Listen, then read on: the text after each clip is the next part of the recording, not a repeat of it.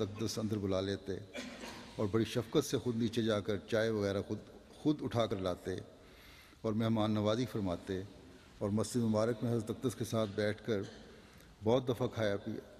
کئی دفعہ حضور نے اپنے کھانے میں سے عاجز کو بھی کوئی چیز عنایت فرمائی۔ ازرو شفقت ایک دفعہ حضرت اقدس بعد نماز مغرب مسجد مبارک کی اوپر کی چھت پر شاہ نشین پر مشرق کی طرف رخ فرمائے بیٹھے تھے، اور یہ عاجز مغرب کی طرف منہ کر کے حضور کے سامنے بیٹھا تھا کہ مشرق سے چاند کا طلوع ہوا، جو قریباً 14 یا 15 تاریخ کا چاند تھا۔ اس وقت مجھے حضور کے چہرہ مبارک سے شعائیں نکلتی اور چاند کی شعاؤں سے ٹکراتی نظر آتی تھی۔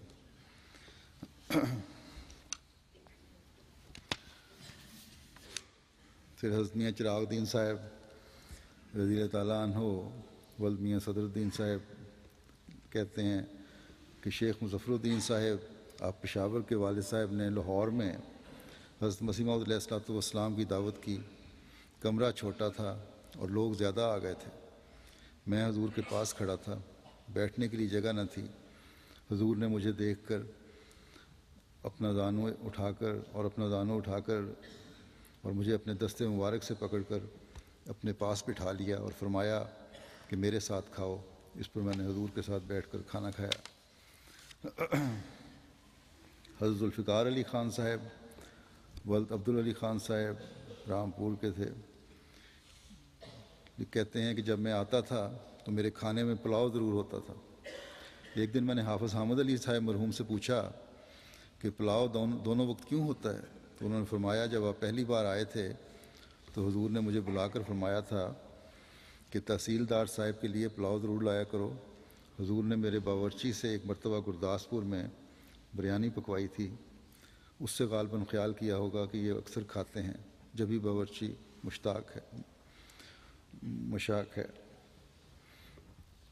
اور یہ واقعہ تھا اس لیے ہدایت فرمائی کی تکلیف نہ ہو۔ یعنی کسی وقت میں مسیح علیہ الصلوۃ والسلام ان کے ہاں گئے تھے، یہ تحصیلدار تھے، وہاں بریانی پکائی گئی تھی جو اچھی تھی۔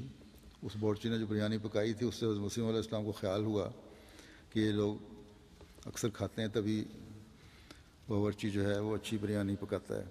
اس بات پہ جب وہ ان کے یہاں مہمان آئے، حضرت مسیح علیہ السلام حاضر ہوئے تو آپ نے ان کی مہمان نوازی اس طرح فرمایا کہ ان کو دونوں وقت پلاؤ بنا کے کھلایا کرو۔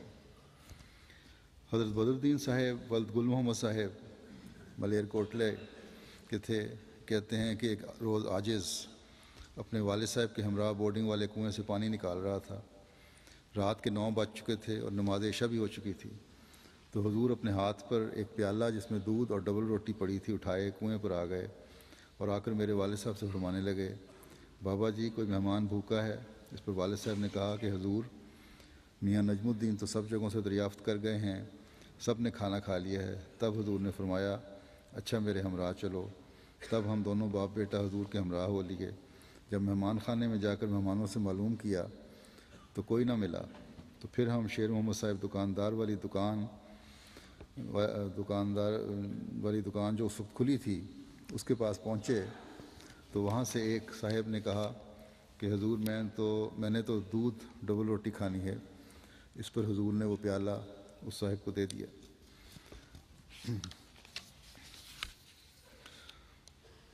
مہمانوں کی تلاش میں تھے، اللہ تعالیٰ نے بتایا ہوگا یقیناً کہ ایک مہمان کی خواہش ہے تو آپ گھر سے وہ لے کر آئے۔ حضرت نور احمد خان صاحب ولد چودھری بدر بخش صاحب لکھتے ہیں کہ مجھے جلسہ سالانہ پر آنے کا اتفاق ہوا۔ دوآبہ یعنی ضلع جالندھر اور ہوشیارپور کے تمام احمدی ایک ہی جگہ ٹھہرے ہوئے تھے۔ ہمارے ساتھ چودھری غلام احمد صاحب رئیس کاٹھ گڑھ بھی تھے۔ رات کو قادیان پہنچے تھے۔ کمرے میں بسترے رکھ کر تمام دوست بیٹھ گئے، مگر نصف رات تک کھانا نہ ملا۔ لوگ بہت بھوکے تھے اور بار بار چودھری صاحب مذکور کے پاس شکوہ کرتے تھے کہ ابھی تک کھانا نہیں ملا۔ اخیر چودھری صاحب نے کہا کہ بازار میں جا کر کچھ دودھ پی لو، مگر اتنی بے چینی پیدا نہ کرو، کھانا مل جائے گا۔ لوگ کھانے کا انتظار کر کے تھک گئے۔ آخر بہت دوست بھوکے سو گئے۔ رات نصف سے زیادہ گزر چکی تھی۔ اچانک چند آدمی نمودار ہوئے، کہنے لگے کہ حضرت صاحب کو الہام ہوا ہے کہ مہمان بھوکے ہیں، ان کو کھانا کھلاؤ۔ بدی وجہ لوگ کمروں میں جگا جگا کر کھانا دے رہے ہیں۔ ہمارے کمرے میں بھی چند آدمی کھانا لے کر آئے۔ چودھری صاحب نے تمام دوستوں کو جگا کر کھانا کھلایا۔ ہمارے ساتھ چودھری غلام قادر صاحب سڑوا والے بھی تھے۔ انہوں نے کہا کہ یہ کھانا خدا نے جگا کر دیا ہے۔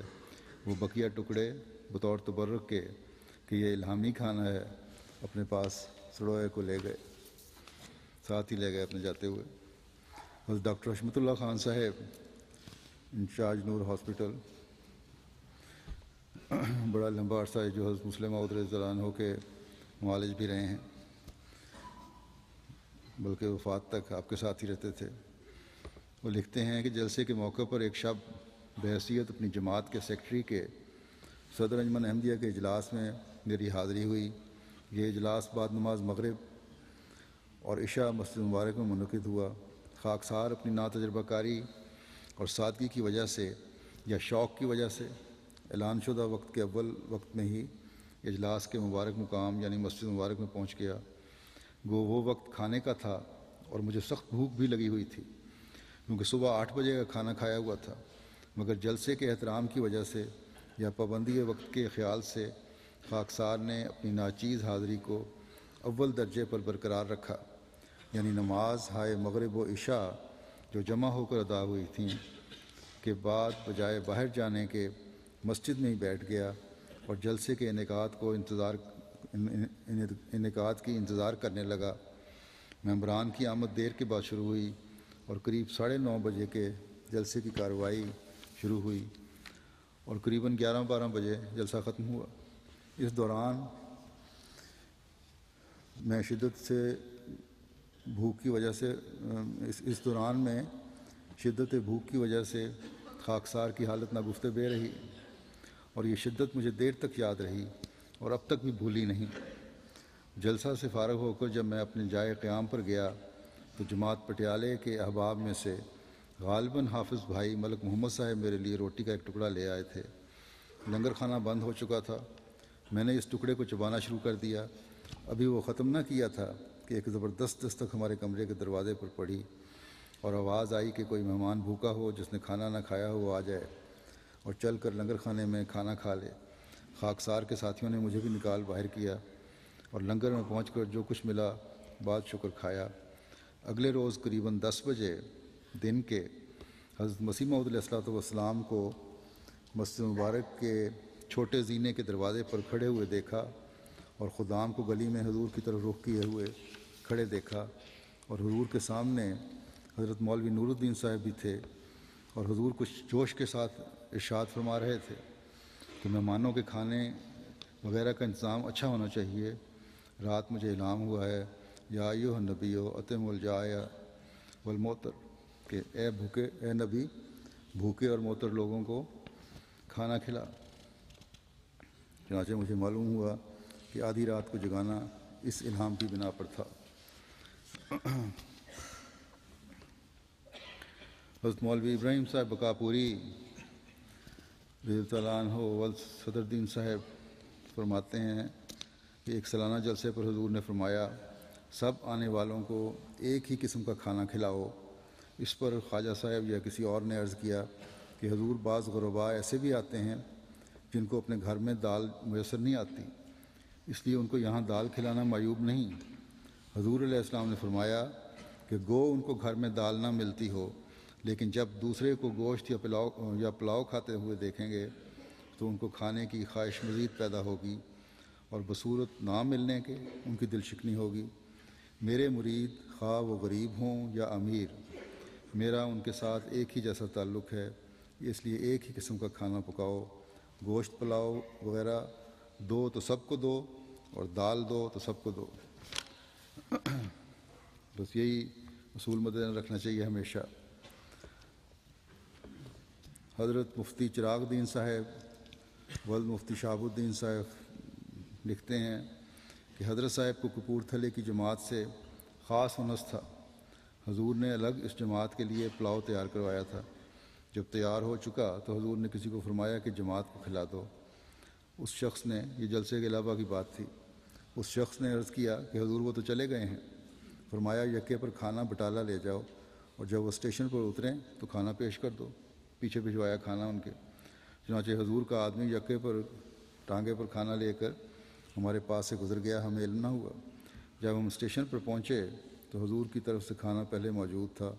حضور کے آدمی نے کہا کہ کھانا کھا لیں۔ ہم حیران ہوئے کہ یہ کھانا کہاں سے آیا۔ اس پر اس نے سارا قصہ سنایا۔ حضرت میاں عبدالعزیز صاحب مغل بیان فرماتے ہیں کہ حضور علیہ السلام کے وقت میں جلسہ سالانہ اس جگہ ہوا کرتا تھا جہاں آج کل مدرسہ احمدیہ اور مولوی قطب الدین صاحب کا مکتب کی درمیانی جگہ ہے۔ یہاں ایک پلیٹ فارم بنایا گیا تھا جس پر جلسہ ہوتا تھا۔ حضرت صاحب کے زمانے میں جلسے کے دنوں میں عموماً ہم زردہ پلاؤ ہی کھایا کرتے تھے۔ مجھے یاد ہے کہ ایک دفعہ بہت قحط پڑ گیا اور آٹا روپے کا 5 سیر ہو گیا۔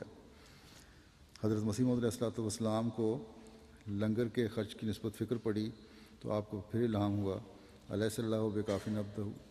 اس پر آپ نے فرمایا کہ آج سے لنگر کا خرچ دگنا کر دو، اور بڑا مرغن شوربہ پکا کرتا تھا۔ یہ فیض آج تک جاری ہے اللہ تعالیٰ کے فضل سے۔ اب روپے کا 5 سیر آٹا اس زمانے میں، آج کل تو